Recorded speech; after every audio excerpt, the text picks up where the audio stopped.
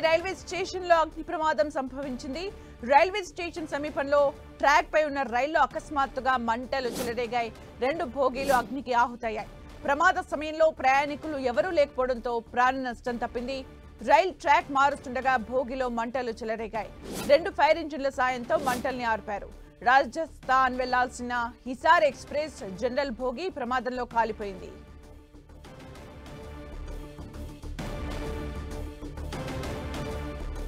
రైలు అగ్ని ప్రమాదానికి సంబంధించిన మరిన్ని వివరాలు ఘటనా స్థలం నుంచి మా ప్రతినిధి మురళి అందిస్తారు.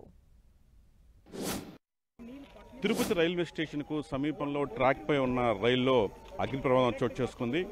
హిసార్ ఎక్స్ప్రెస్ అంటే నిజానికి కోయంబత్తూరు నుంచి సికింద్రాబాద్ మీదుగా రాజస్థాన్ వెళ్లే హిసార్ ఎక్స్ప్రెస్ ఒక బోగిలో మంటలు చెలరేగింది. అంటే ట్రాక్ మారుస్తూ ఉండగా ఈ ప్రమాదం చోటు చేసుకుంది. ఒక బోగి పూర్తిగా అగ్నికి ఆహుతవడం జరిగింది. ప్రమాదం జరిగిన వెంటనే ఈ రైలుకు మిగతా బోగిలంతా కూడా తీసివేయడం జరిగింది. అయితే ఈ ఘటనలో ఎలాంటి ప్రాణాపాయం జరగలేదు. ప్రస్తుతం మనతో పాటు జిల్లా ఫైర్ ఆఫీసర్ ధర్మ సార్తో మాట్లాడతాం. సార్, మీ అంచనా ఏంటి? ప్రాథమికంగా దీనికి ఈ ఫైర్ కారణం ఏంటి? అంటే కారణం పోలీస్ దర్యాప్తులో అంతా ఉంది. ఇంకాను ఎందుకంటే ఇది ఆల్రెడీ 12:30 గంటలకు ప్లాట్ఫామ్ నుండి ప్రయాణికులను దించి ఇక్కడికి పెట్టడం జరిగింది. 1:30 గంట దాదాపు 1:30 గంట ప్రాంతంలో ఫైర్ జరిగింది. ఆల్రెడీ మనకు తిరుపతిలో 42 డిగ్రీల టెంపరేచర్ ఈజీగా ఉంది. ఇది టెంపరేచర్ ఒక 10 డిగ్రీలు 15 డిగ్రీలు ఏదన్నా అంటే వైర్ల వల్ల కానీ వేరే ఇంకా దీనికి బ్యాటరీస్ ఉన్నాయి. ఇంకోటి వేరే కొత్త బళ్ళకు బ్యాటరీస్ ఉండవు, జనరేటర్ సిస్టమ్ ఉంటుంది. ఈ బ్యాటరీస్ వల్ల పవర్ అనేది ఉంటుంది. ఆ పవర్ వల్ల ఏమైనా జరిగి ఉండొచ్చని మా అభిప్రాయం. ఘటన జరిగిన తీరు చూస్తే మీకు ఏమనిపిస్తుంది సార్? అంటే ఎవరన్నా అంటే మానవ ప్రమేయం ఏదైనా ఉండొచ్చు అంటారా? మానవ ప్రమేయము ఉండదు. ఎందుకంటే ఇక్కడ ఆల్రెడీ పోలీస్ ఆర్పిఎఫ్ గస్తీ రేయింబగలు కంటిన్యూస్ మానిటరింగ్ చేస్తూ ఉంటుంది. ఇక్కడ వచ్చి ఆకతాయాలు అంటించడం అనేది జరగకపోవచ్చు. పూర్తిగా కాలింది అంటే పూర్తి అంటే లోపల ఉండే ప్లాస్టిక్ అంతా కాలిపోతుంది కదా టెంపరేచర్కి, అందువల్ల.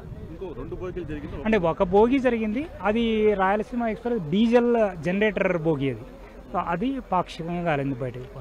మొత్తం అంటే ప్రధానంగా ఈ మనం చూస్తున్నది హిసార్ ఎక్స్ప్రెస్ తాలూకు బోగి. దీంతో పాటు దీని పక్కనే ఉన్న రాయలసీమ ఎక్స్ప్రెస్ బోగి కూడా స్వల్పంగా కాలిపోవడం జరిగింది. మొత్తంగా ఈ ప్రమాదానికి అంటే మానవ తప్పిదం ఏమీ లేదు, ఉద్దేశపూర్వకంగా చేసిన చర్యగా తాము భావించడం లేదని ప్రస్తుతం అయితే అధికారులు అంటూ ఉన్నారు. అది ఇన్వెస్టిగేషన్ లో తెలుస్తుంది. అలాంటిది ఏం మనకు తెలియదు. దానికి ఎంక్వైరీ వేస్తారు, వాళ్ళు చూస్తారు. ఉందండి, ఆల్టర్నేటివ్ ఇబ్బంది లేదు. కోచ్ ఉంది, జనరల్ బోగి. ఆ జనరల్ బోగి కూడా మేము రీప్లేస్ చేస్తాం, ప్రాబ్లం ఏం లేదు. ప్యాసింజర్స్ ప్రాబ్లం లేదు, ట్రైన్ ఎఫెక్ట్ ప్రాబ్లం లేదు. అన్ని ట్రైన్లు సకాలంలో నడుస్తాయి. అలాంటి మనకు తెలియదండి, అవన్నీ ఇన్వెస్టిగేషన్లోనే తెలుస్తుంది. ఇది స్టేషన్ మేనేజర్ చిన్నపరెడ్డి గారు చెప్తున్నది. ఇప్పుడే దీనిపైన ఒక అంచనాకు రాలేము. ఈ ప్రమాదానికి కారణం మాత్రం ఇంకా తెలియదాల్సి ఉంది. ఇది మానవ తప్పిదం ఉంటుంది అంటే మానవులు కావాలన్నా చేసి ఉంటారన్న అంశాన్ని మాత్రం ఆయన ఖండిస్తున్నారు. అందుకు అవకాశం లేదని చెప్పి ఆయన చాలా స్పష్టంగా చెప్తున్నారు. కేవలం అయితే మరోవైపు ఫైర్ సిబ్బంది మాత్రం షార్ట్ సర్క్యూట్ జరిగి ఉండవచ్చు అనే ఒక అనుమానం వ్యక్తం చేస్తుంది. మొత్తంగా ఇది హిసార్ ఎక్స్ప్రెస్ తాలూకు జనరల్ బోగి.